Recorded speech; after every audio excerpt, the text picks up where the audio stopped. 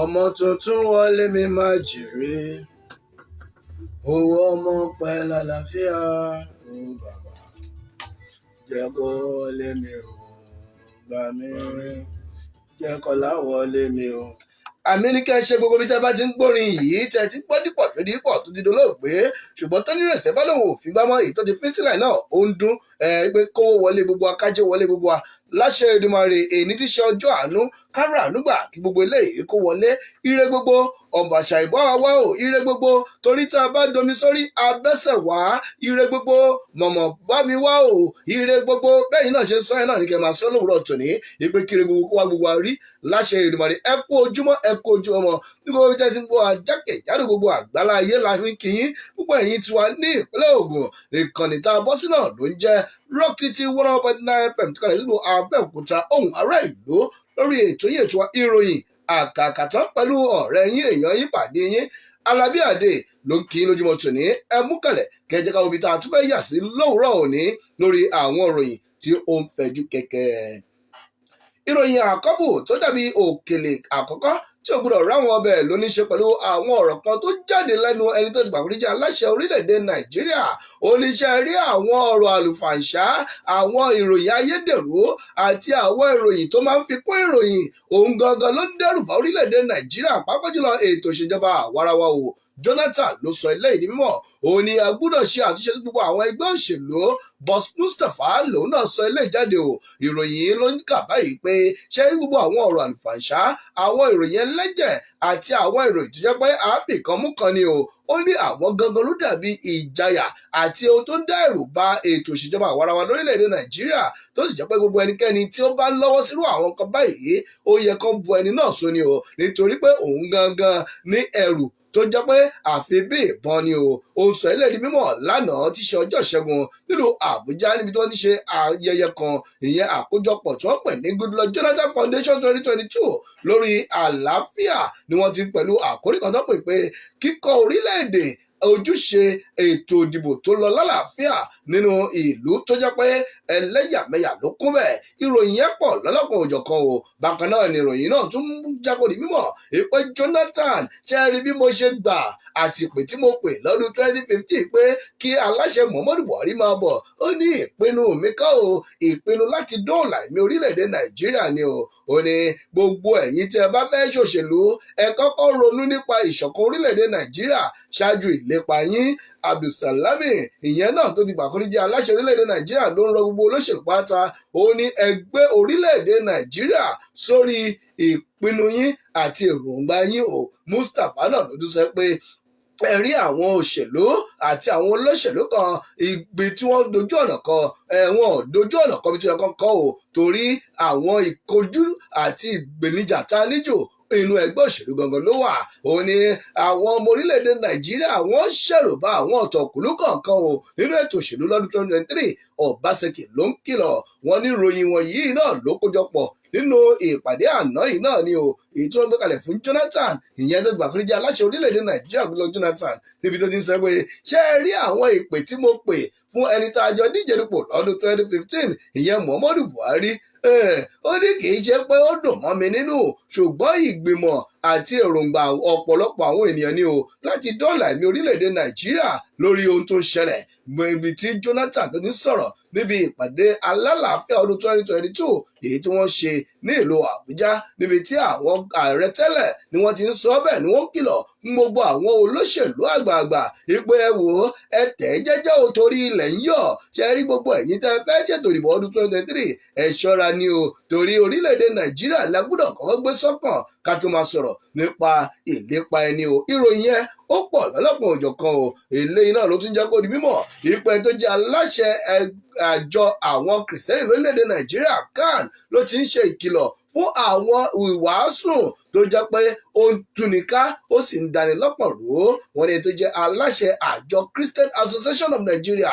CAN lórílẹ̀‐èdè Nàìjíríà Daniel Oko ló ti ń sọ gbogbo àwọn àgbààgbà tí wọ́n jẹ́ onígbàgbọ́ ìpè ẹ ṣọ́ra o ṣe rí àwọn ìwàásù tẹ́ẹ̀mọ́ wà nínú àwọn ilé ìjọsìn yín ó gbúdọ̀ jẹ́ àwọn ìwàásù tó mú ìṣọ̀kan orílẹ̀‐èdè Nàìjíríà dání ni o kì í ṣe èyí tó jẹ́ pé kó pin ni o Oko ló ń sọ eléyìí mímọ̀ níbi ayẹyẹ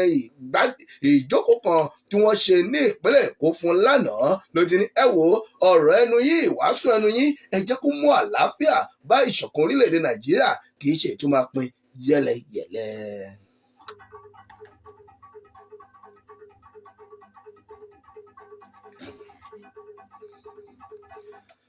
AKAAKATAN ìròyìn ló ṣì ń tẹ̀síwájú nínú iléeṣẹ́ rédíò wa Ohùn Ará Ìlú níbi tó ti ń jẹ́ kó di mímọ̀ pẹ̀lú ọ̀rọ̀ kan tó jáde o ṣẹ̀rí orílẹ̀-èdè Nàìjíríà orílẹ̀-èdè tó ti ní ìjákulẹ̀ ni o àwọn Yorùbá àti Igbo pẹ̀lú àwọn tó wà ní àárín gbùngbùn àwọn igun kọ̀ọ̀kan àwọn ẹgbẹ́ kan náà sọ bẹ́ẹ̀ fún àwọn adarí lágbàáyé wọn ní ṣẹ̀rí ohun tó kàn lórílẹ̀-èdè Nàìjíríà ànípínrẹ́ láàrin ni o kò sí nǹkan míì tá a fẹ́ ṣe ẹ jẹ́ kájọ jókòó kájọ ṣe àtúntò òun gangan la nílò báyìí wọn ní àkójọpọ̀ àwọn ẹgbẹ́ lẹ́ka ọ̀tọ̀ọ̀tọ̀ ní ẹ̀yà ọ̀tọ̀ọ̀tọ̀ tí wọ́n ń pè fún òmìnira ara wọn bí a ṣe ń rí láti ẹkùn gúúsù àti àwọn tó wà ní àárín gbùngbùn tá a mọ̀ sí middle belt of Nigeria ni wọ́n ti sọ fún gbogbo àwọn agbára tí ń bẹ àwọn adarí ní àgbáyé ìpèsè rí orílẹ̀-èdè Nàìjíríà ó ti ní ìjákulẹ̀ kò sí dúró mọ́ àfi kí a ṣe péré láàrin ọ̀kan ògbódò jù kan wọ́n wá ń sọ eléyìí di mímọ̀ fún gbogbo àwọn adarí lágbàáyé èpè ẹ má jẹ́ kí aláṣẹ Muhammadu Buhari kó fi iná tan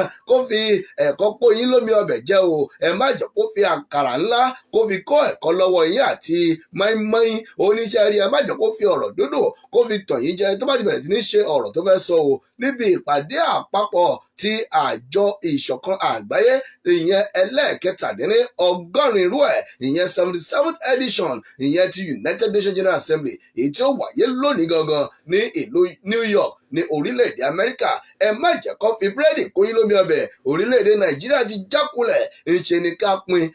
kálukú kó ṣàwẹ̀ lọ́tọ̀ọ̀tọ̀ ìròyìn AKAAKATAN ló tẹ̀síwájú wọn ní Lawan ló ti rí ìjákulẹ̀ bí Akpabio Umahi bí àwọn ṣe wà lórí àkọjáde àti orúkọ tí wọ́n lẹ̀ láti iléeṣẹ́ INEC ìyẹn àjọ elétò ìdìbò wọn ní Tinubu ó sì mú Shettima gẹ́gẹ́ bí adíje dupò tí wọ́n jọ máa ṣiṣẹ́ papọ̀ ní o bó tilẹ̀ jẹ́ pé ọ̀gọ̀ọ̀rọ̀ èrò ló ń pariwo pé àwọn kò fẹ́ bákan náà ni àkọlé mi ni Kachukwu ó wà lórí àwọn ìwé tí wọ́n lẹ̀ jáde o bó tilẹ̀ jẹ́ pé wọ́n ní wọ́n ti yọ nínú ẹgbẹ́ bákan náà ni ìròyìn jẹ́ kó ní mọ̀ ìpè àwọn adíje dupò tó lé ní 4,423 ni wọ́n fẹ́ jọ wọ̀ ọ̀yá ìjà láti du ipò tó jẹ́ pé àwọn ènìyàn tó lé ní 469 ni wọ́n fẹ́ jókòó lé lórí o wọ́n ní ṣe rí a gbọ́dọ̀ rí pé orílẹ̀-èdè Nàìjíríà la gbé sọ́kàn ṣáájú ẹnikẹ́ni ìyẹn kó tó di pé ẹnìkan di aláṣẹ orílẹ̀-èdè Nàìjíríà ẹ jẹ́ ká kọ́ ṣe orílẹ̀-èdè iná ká tó máa ro ta ní òdì aláṣẹ Jonathan ló sọ eléyìí mímọ̀ gbogbo ọ̀rọ̀ yìí ló ń jáde nínú àwọn òwe ìròyìn lónìí tó yẹ kó tẹ́ ẹ bá lè mú lọ́dọ̀ fẹ́ńdọ̀ àbí lójú títì ẹ̀yìn náà kà á àkàgbádùn wọn ni ẹgbẹ́ òṣèlú All Progressives Congress tó ń ṣe ṣàkóso orílẹ̀-èdè Nàìjíríà ni wọ́n ti ń jẹ́ kó nímọ̀ wípé wọn ní adíje dupò tí ó ṣojú àríwá ìpínlẹ̀ Yobe ní ilé ìgbìmọ̀ aṣòfin àgbà tí wọ́n ń jẹ́ kó nímọ̀ pé ẹni tó jẹ́ aláṣẹ ilé ìgbìmọ̀ aṣòfin àgbà Ahmad Lawan ló jẹ́ pé kò rí tí orúkọ rẹ̀ nínú àwọn tí ó tún padà díje lọ́dún tó ń bọ̀ láti padà sí ilé ìgbìmọ̀ aṣòfin gẹ́gẹ́ bí àtẹ̀jáde èyí tí àjọ INEC tó gbéléde lánàá wọn ní INEC ló ti fi ìwé náà léde o tó kọ orúkọ gbogbo àwọn adíje dupò àti aláṣẹ àti àwọn tó lọ sílé ìgbìmọ̀ aṣòfin àpapọ̀ lálẹ́ àná gangan o tí wọ́n sì sọ pé àwọn orúkọ àwọn ènìyàn kan tá a ti mọ̀ sí alákòóso tẹ́lẹ̀ fún ẹkùn Niger Delta Godwin Akpabio òun náà wà lórí ibẹ̀ tí òun mú aṣojú fún ikọ̀ ẹkùn Ọ̀ká IBOM ìyẹn fún ẹkùn àríwá ìwọ̀ oòrùn wọn bákan náà Ebonyi state governor yẹn gómìnà ìpínlẹ̀ Ebonyi Dave Umahi òun náà yóò máa ṣojú gúúsù Ebonyi nílé ìgbìmọ̀ aṣòfin ṣùgbọ́n ẹni tó jẹ́ aláṣẹ ilé ìgbìmọ̀ aṣòfin Ahmad Lawan kò sórúkọ rẹ̀ nínú àtẹ̀jáde bákan náà ni wọ́n ní INEC ló ti pojú ẹ̀ ló ní iṣẹ́ rí Tinubu Àtíkù Òbí àtàwọn mẹ́ẹ̀ẹ́dógún míì wọ́n kájú òṣùwọ̀n láti lọ díje lọ́dún 2023 wọ́n ní orúkọ Lawan kò sínú ìwé tí wọ́n lẹ̀ jáde o wọ́n ní àjọ náà tún sọ pé Adéọlá Adébòlé Abèrò Bámidélé Olújìmí àwọn tó kù yìí àwọn náà wọ́n ọgbẹgbà òrókè níbi pé orúkọ wọn jáde o, wọ́n ní nọ́mbà rẹ̀ ò jáde, onírọ́ ni o sì ń lọ ilé ẹjọ́. Wọ́n ní lọ́wọ́ tá a wà yìí àwọn adíje dupò 18 ni wọ́n ti fi orúkọ wọn léde fún ipò aláṣẹ nínú ètò ìdìbò ọdún 2023. Wọ́n ní àwọn aṣíwájú olóṣèlú bíi aṣíwájú Bọ́lá Ahmed Tinubu ní ó máa ṣojú ẹgbẹ́ òṣèlú All Progressives Congress, ẹni tó ti gbàgbọ́ jẹ́ igbákejì aláṣẹ orílẹ̀-èdè Nàìjíríà, Àtíkù Abubakar fún ẹgbẹ́ òṣèlú People's Democratic Party PDP, Peter Obi fún Labour Party, Senator Rabiu Kwankwaso fún ẹgbẹ́ òṣèlú New Nigeria People's Party ìyẹn NNPP, àti Adébáyọ̀ Adéwọlé fún ẹgbẹ́ òṣèlú kútùpà ẹṣin ńláńlá Social Democratic Party SDP. Ní gbogbo ẹ̀ ló jáde lánàá bí àjọ INEC bí ó ṣe tẹ̀ ẹ́ jáde. Olúwafẹ́mi Ọdúnayọ̀, thank you for watching.